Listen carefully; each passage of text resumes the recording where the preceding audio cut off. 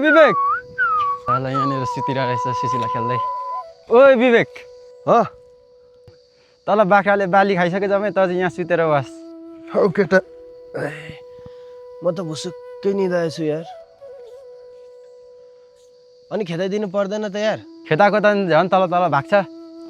ला जाठो अब मार्ने भयो, हिँड छिटो आइज जाऊ। अनि कस्तरी नखेदाएको त हौ तैँले बाख्रा? मैले खेदा कहाँ गयो त बाख्राहरू? मैले खेदाएको थिएँ अघि यहाँ तल तल गएको थिएँ यता तल कता। खोइ बारीतिर कतै पनि देख्दिनँ। यतातिर गयो कि? हेर त खोइ कहीँ छैन त बाख्राहरू। त तलतिर कता गयो होला। हौ केटा अनि बाख्रै छैन त यार, कहाँ अब कहाँ गयो, कहाँबाट खोज्नु? हो लु साह्रै गर्मी भयो एकछिन त लु बडको बोटमा शीतल लिउँ म। हौ शीतल त लिनु मार्छ होला आज घरमा चाहिँ। हौ अब बाख्रा चराउनु घरबाट पठाएको मान्छे कसले चाहिँ सुत्नु लायो। हौ गलिन्छ थाकिन्छ।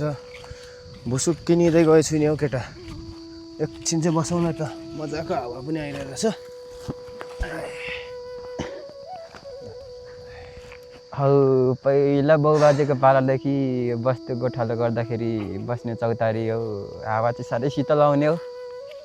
त्यही शीतल हावाले गर्दा त अनि बाख्रा पनि हरायो। घरमा मार्छ होला केटा, के मुख लिएर घर जानु? होइन हौ अब बाख्रा त खोज्नुपर्छ नि हौ। ल केटा एकछिन चाहिँ बसौँ अनि बाख्रा खोज्नु जाउँला।